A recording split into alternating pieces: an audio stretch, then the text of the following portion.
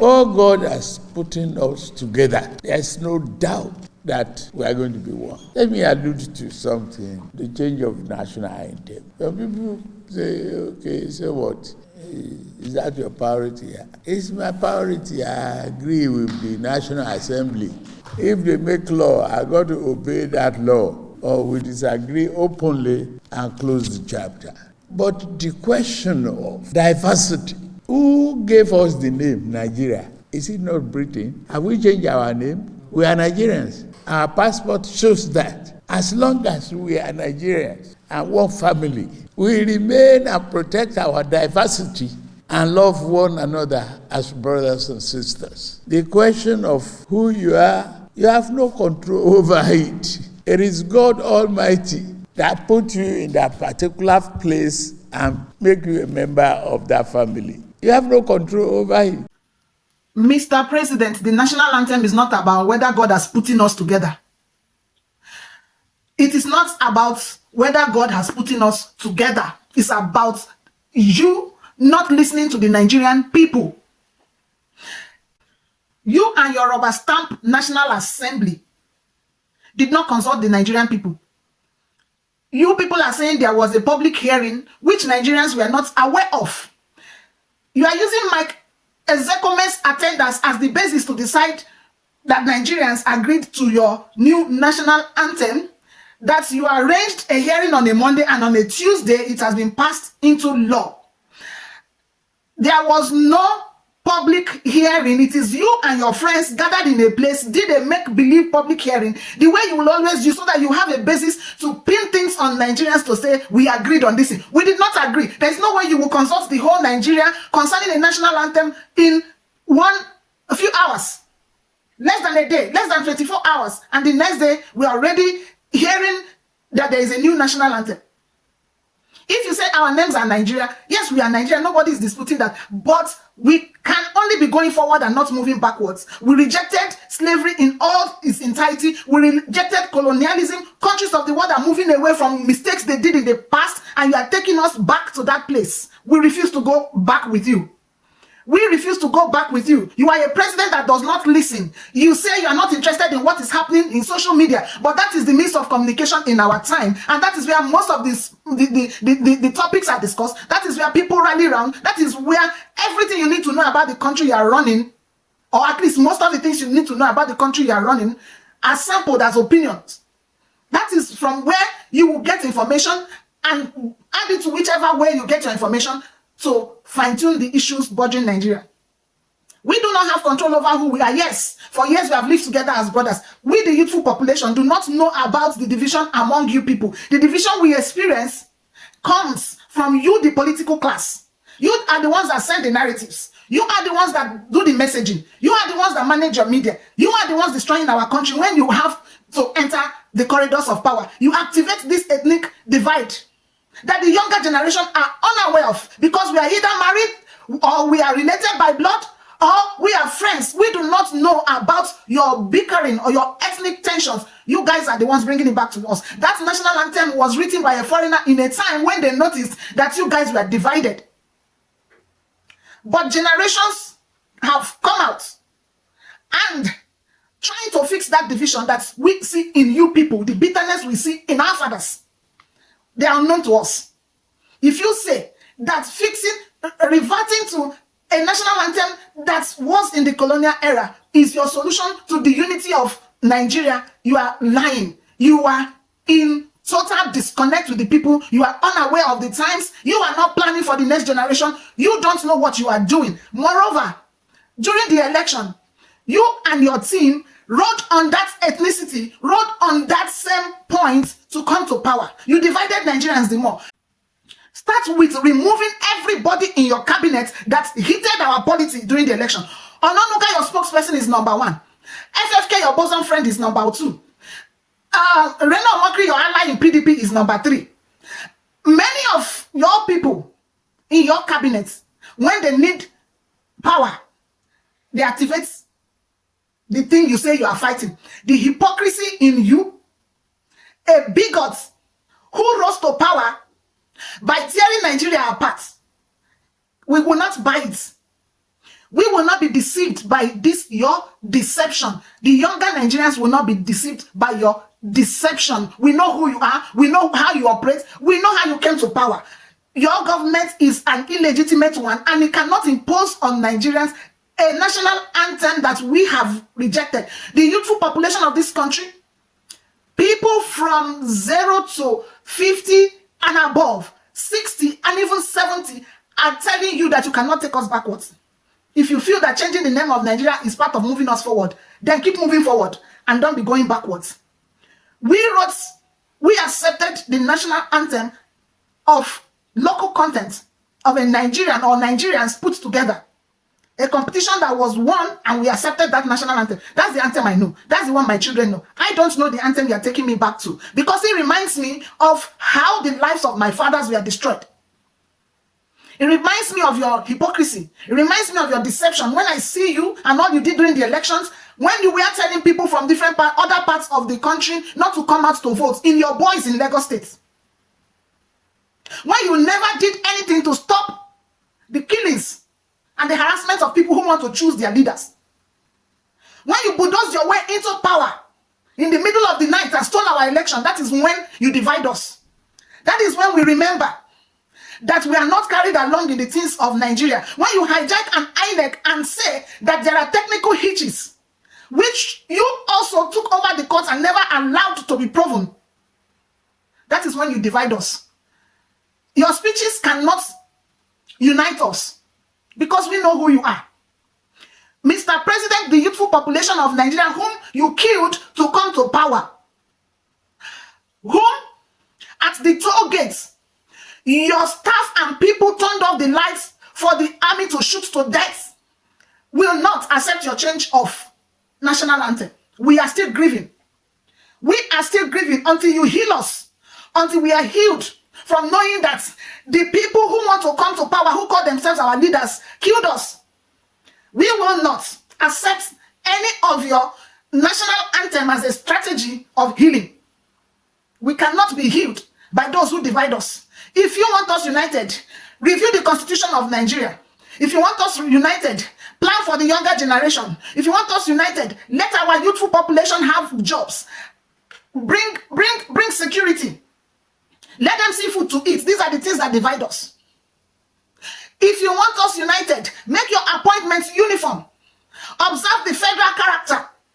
If you want us united, look at the things that are in the will of the progress of the country and review it. Centralized power at the federal level is one of our bends. It's not in the national anthem. You cannot force us. We know who we are.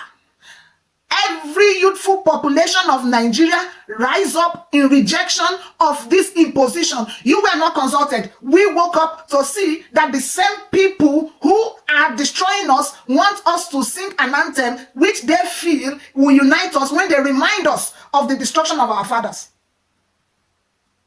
You destroyed our own lives by destroying our fathers, and you want to take us back there? We are not going there. No way. We are not going there.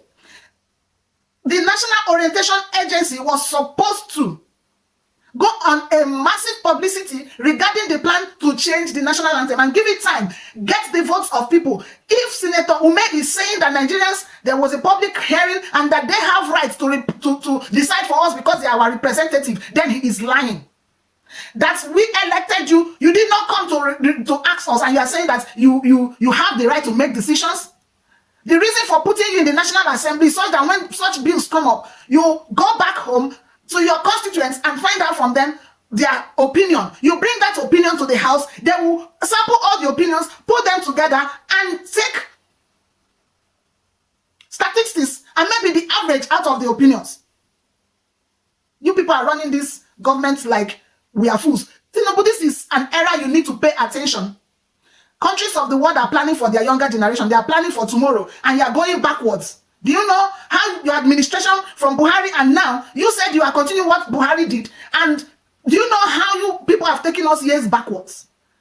The more we are struggling to come out of the pit you are pushing Nigerians into, the more you are pushing us, pressing us down into that place. We reject it. We don't know when you people make your resolutions.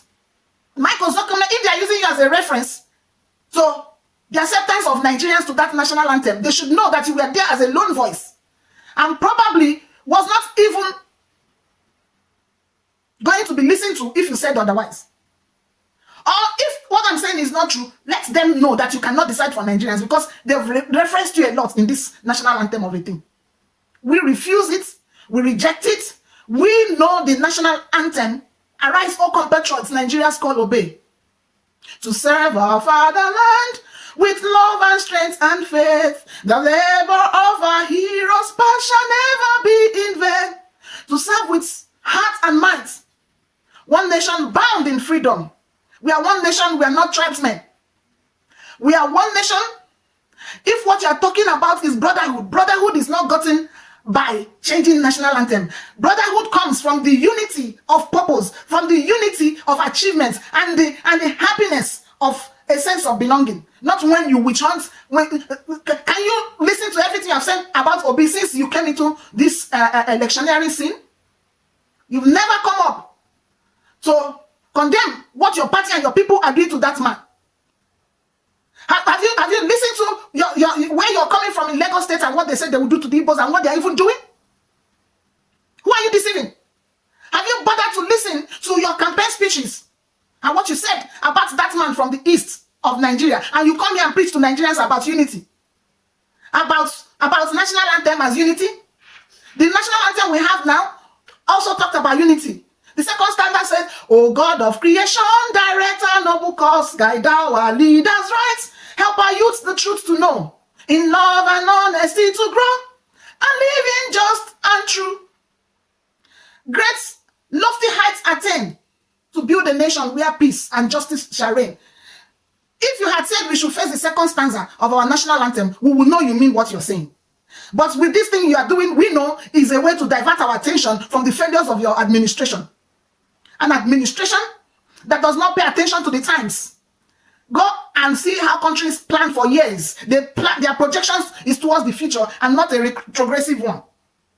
An administration that surrounded itself with charlatans, with sycophants, with OES members, and fixed a rubber stamp House of Assembly, Senate, and judiciary on Nigerians so that everything you come up with, they will swallow it hook, line, and sinker. Where does that happen? We are not going to sing your national anthem. Let it remain for your times and your ages and people in your time. Maybe he's bringing back the memories that you missed.